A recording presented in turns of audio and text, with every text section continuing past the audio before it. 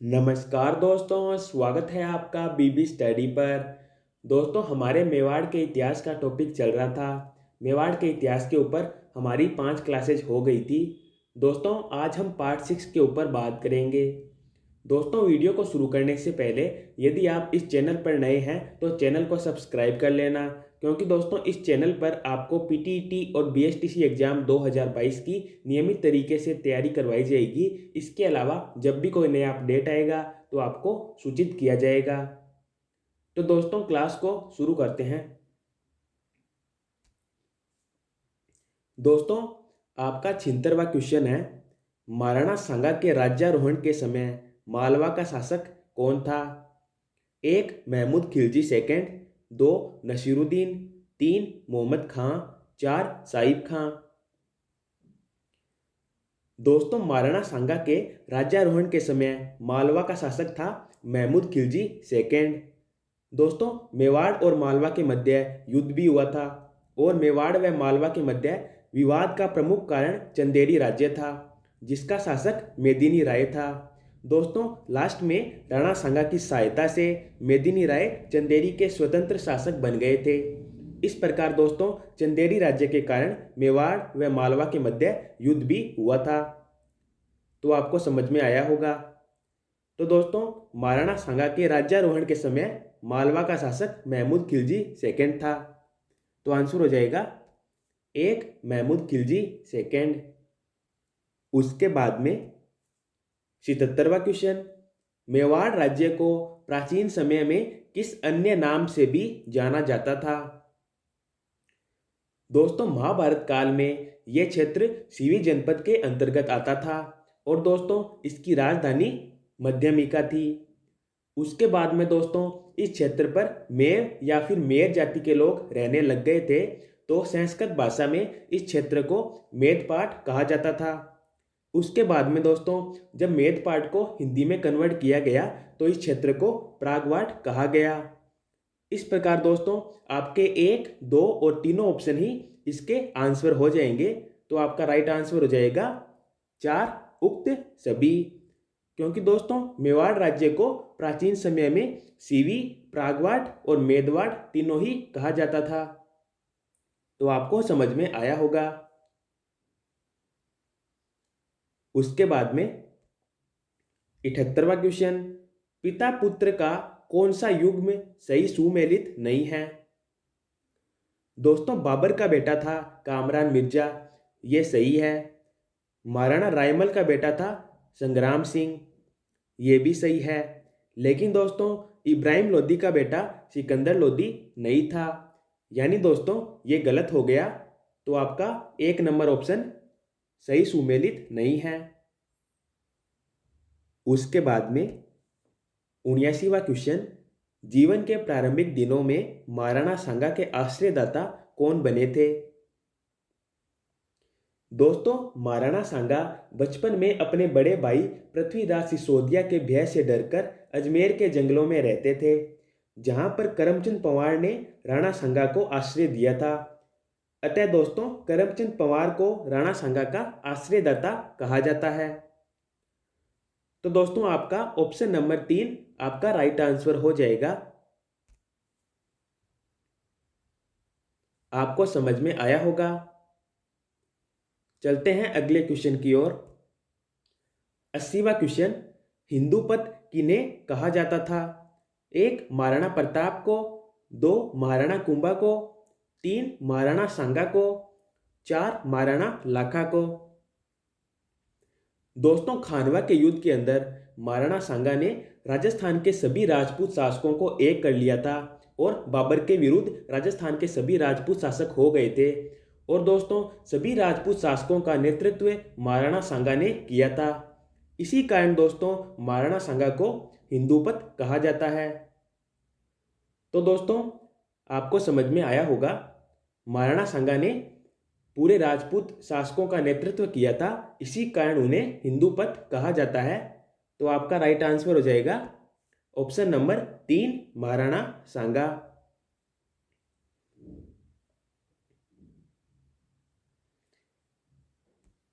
81वां question, Akbar ने उदयपुर का क्या नाम रखा था?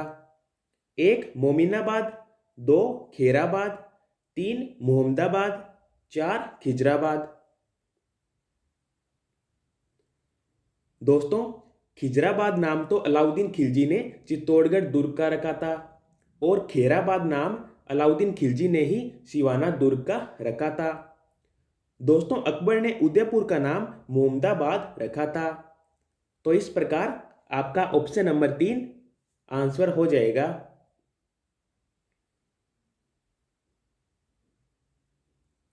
उसके बाद में 82वां क्वेश्चन, दिवेर का युद्ध कब हुआ था? दोस्तों, दिवेर का युद्ध महाराणा प्रताप और मुगलों की सेना के मध्य अक्टूबर 1582 के अंदर हुआ था। दोस्तों, इस युद्ध में महाराणा प्रताप की विजय हुई थी। महाराणा प्रताप ने विजयदशमी के दिन इस युद्ध पर विजय प्राप्त की थी। तो इस प्रकार दोस्तों, दिवेर का युद्ध अक्टूबर 1582 के अंदर महाराणा प्रताप और मुगलों की सेना के मध्य हुआ था।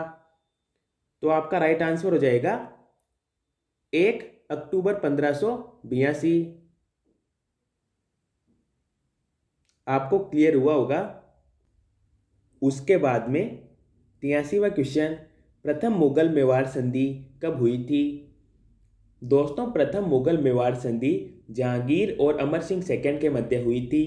इसके अंदर कुछ शर्तें रखी गई थी, मैं आपको बताता हूँ।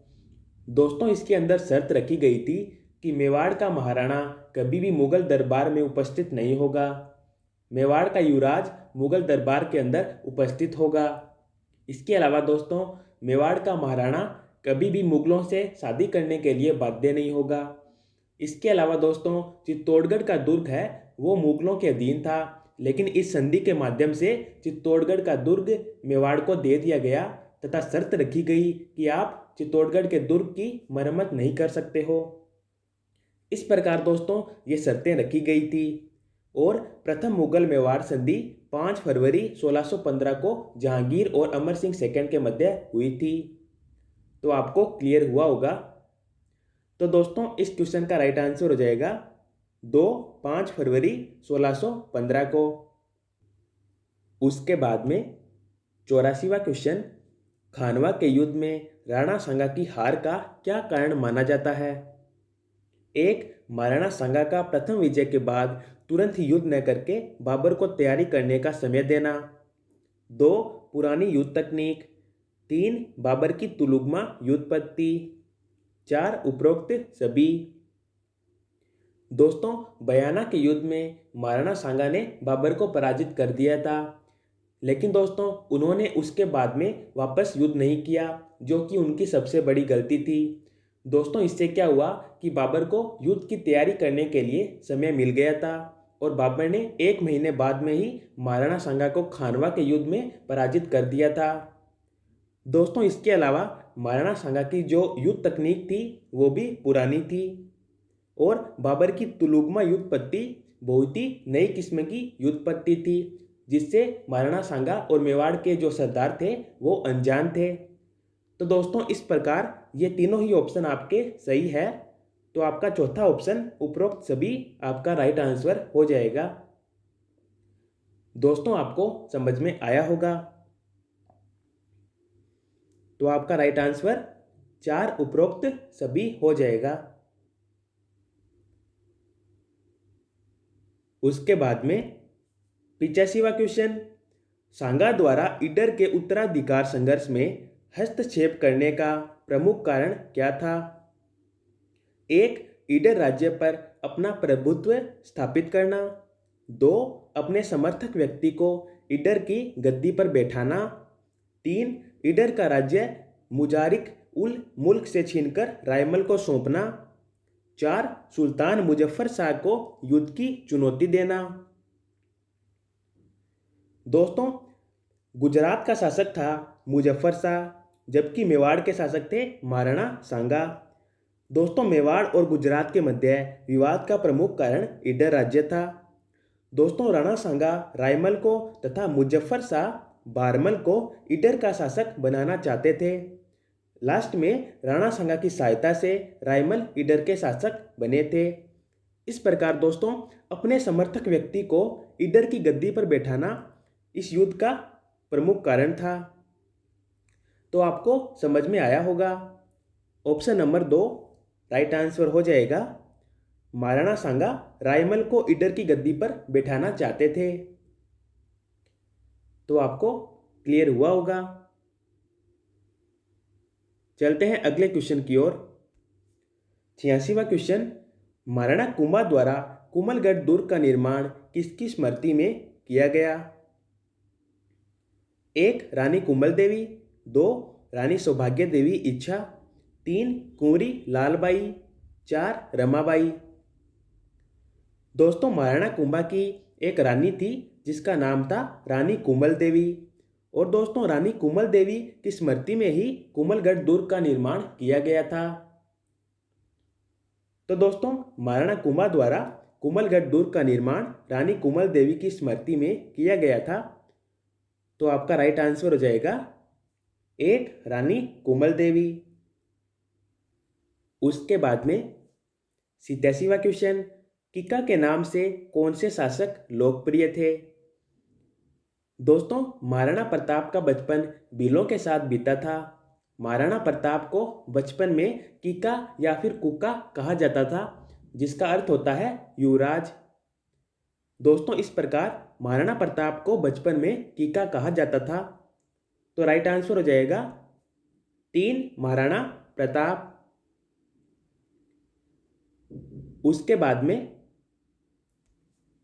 88वां क्वेश्चन, महाराणा कुंभा की माता का क्या नाम था? 1 सौभाग्य देवी, 2 रानी भटियानी, 3 सहज कंवर, 4 आनंद कंवर। दोस्तों रानी भटियानी तो उदय सिंह की पत्नी थी, यानी राणा उदय सिंह की प्रिय पत्नी रानी भटियानी थी, जिनका बेटा था जगमाल। दोस्तों महाराणा कुंभा की माता का नाम सौभाग्य देवी था। यानी दोस्तों ऑप्शन नंबर 1 आपका राइट आंसर हो जाएगा। महाराणा कुंभा की माता का नाम सौभाग्य देवी था। आपको क्लियर हुआ होगा। उसके बाद में 89वां क्वेश्चन, प्रताप की सेना के हरावल का नेतृत्व किसने किया था? दोस्तों महाराणा प्रताप ने हल्दी घाटी युद्ध की रूपरेखा कुमलगढ़ दुर्ग में बनाई थी। हरावल भाग सेना के सबसे आगे वाले भाग को कहा जाता है। दोस्तों महाराणा प्रताप ने योजना बनाई थी कि सेना के सबसे आगे वाले भाग यानी हरावल भाग का नेतृत्व हकीम खां सूरी करेंगे। उसके बाद में सेना होगी। उसके बाद में महाराणा प्रताप स्वयं होंगे। उसके बाद में वापिस सेना होगी, और सबसे पीछे वाले भाग जिसे चंदावर भाग भी कहते हैं, उसका नेतृत्व भील सेनापति पूंजा जी करेंगे। इस प्रकार दोस्तों महाराणा प्रताप ने योजना बनाई थी। तो दोस्तों महाराणा प्रताप की सेना के सबसे आगे वाले भाग यानी हरावल भाग का नेतृत्व हकीम सूर पठान या फिर हकीम खां सूरी ने किया था। तो राइट आंसर हो जाएगा 4 हकीम सूर पठान। तो आपको क्लियर हुआ होगा। उसके बाद में 90वां क्वेश्चन, मेवाड़ के रक्षक के रूप में किसे स्मरण किया जाता है? 1 जालाबिद्दा, 2 बामाशाह, 3 महासानी रामा, 4 महाराणा प्रताप। दोस्तों मेवाड़ के रक्षक के रूप में बामाशाह को जाना जाता है। बामाशाह को इसके अलावा मेवाड़ का कर्ण, मेवाड़ का दानवीर तथा मेवाड़ का उद्धारक भी कहा जाता है।